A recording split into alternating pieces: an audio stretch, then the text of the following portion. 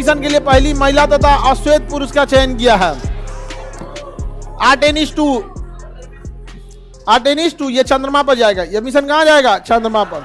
NASA के पास पैसा की कोई कमी नहीं है। हम लोग के यहाँ पैसा का कमी हो जाता है, वरना देखिए हम लोग में 2008 में हम लोग चंद्रयान 1 लाए, 2010-12 में 2 ले आना चाहिए, 13-14 में लेके आना चाहिए चंद्रयान 3। इतना लंबा गैप होता है जी, 15 साल का गैप।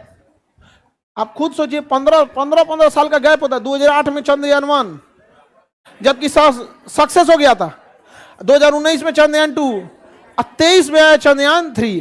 खैर ये तो जल्दी आ गया, चंद्रयान 2 और 3 में दिक्कत उतना नहीं हुआ, लेकिन चंद्रयान 1 और 2 के बीच में 10 साल का गैप। सोचिए 10 साल का गैप होना चाहिए जी। जितना जल्दी एग्रेसिव रहिएगा उतना फायदा होगा। जो आगे निकल गया वही रूल करेगा। अंतरिक्ष में जो आगे निकल गया वही रूल करेगा। देखिए रॉकेट जो होते हैं ना, वो महंगे इसलिए हो जाते हैं कि वो लौट के नहीं आते हैं। सपोज कीजिए आप एक हवाई जहाज से पटना से दिल्ली जा रहे हैं, लेकिन वो हवाई जहाज बस एक ही बार यूज हो सकता है। आप अंदाजा लगाइए किराया कितना महंगा होगा। वो बार बार यूज होता है, दिन भर में 5 शहर की कम से कम उड़ान भरता है। दिल्ली से उड़ के आता है पटना, फिर वापस पटना से जाता है दिल्ली, दिल्ली से चल गया कोलकाता, कोलकाता से वापस आया पटना, पटना से फिर गया दिल्ली, साफ सफाई हुआ, तनी आराम किया, फिर उसको रख दिया यहाँ पर।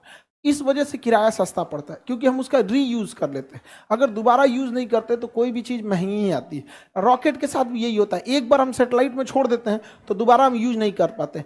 स्पेस एक इलॉन मस्क की कंपनी दोबारा यूज करने लगी, वो छोड़ के आता है रॉकेट, फिर रॉकेट आके लैंड हो जाता है, उसमें फिर ईंधन वगैरह भर दीजिए, पेंट वगैरह साफ सफाई करके दोबारा यूज कर लीजिए यहाँ, तो वो सस्ता हो जाता है। तो इसरो ने भी इसको सिस्टम को लॉन्च किया, लेकिन दोनों में अंतर है। उसका जो रॉकेट है इलॉन मस्क का, वो खड़े उतर जाता है इससे, जिस वजह से उसमें एक्सीडेंट की संभावनाएं ज़्यादा होती है। लेकिन वो सोच रहे हैं पैसा वाला देश है सब। हम लोग का जो रॉकेट है, वो रॉकेट को इसे छोड़ देगा अंतरिक्ष में, उसके ऊपर सैटेलाइट लगा दिया जाता है, जाएगा अंतरिक्ष में, छोड़ देगा, और छोड़ने के बाद वो 2 पार्ट में होगा। एक पार्ट अंतरिक्ष में चला जाएगा, वो तो खराब होना ही होना है, और जो नीचे वाला पार्ट है वो छोड़ने के बाद वापस आएगा और जहाज की तरह क्या होगा, लैंड करेगा।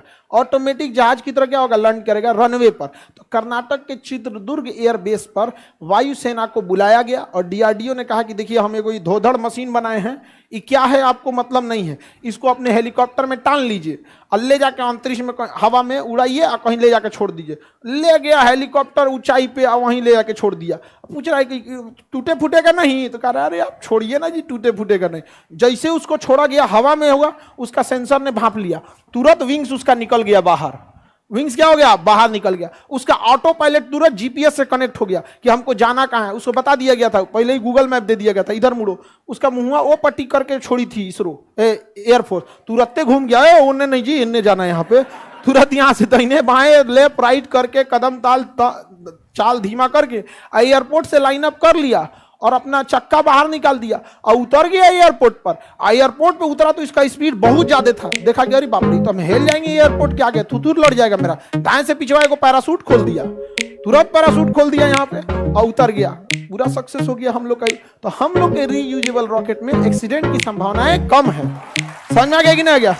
तो देखिए जरूरत के हिसाब से हम लोग के पास क्या है ना, कि अगर ज्यादा पैसा लॉस होगा ना, तो फिर जो मंत्रिमंडल है या जो सरकार है, वो इसरो को लगेगा कि अरे यार इस पे पैसा बहुत बर्बाद हो रहा है, तो वो लोग भी उसी हिसाब से सोचते हैं। समझ आ गया कि नहीं आ गया? तो किसके सहयोग से हुआ है? एयरफोर्स ने चिनूक हेलीकॉप्टर में लादा और गिरा दिया उसको। एयरफोर्स वाला परेशान थे, तो कौन ची गिरवा रहा है हमसे, लेकिन बाद में क्या हो गया, सक्सेस हो गया यहाँ पर। समझ में आ गया? तो अब देखिए इसरो है, ये रॉकेट किसका है? इसरो का।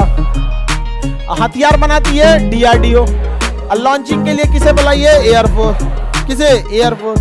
समझ में आ गया कि नहीं? इंटीग्रेटेड होते हैं सब। तो आप ये मत समझिएगा कि अंतरिक्ष कार्यक्रम सेना के काम में नहीं आएगा।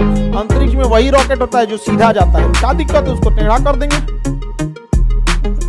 चल जाएगा कहीं और। नहीं समझ आया? अरे जो अंतरिक्ष में जा सकता है, बगल में जाने में क्या दिक्कत है? जब हम चांद पे जा सकते हैं तो फिर चीन कितना दूर है? समझ आ गया नहीं गया?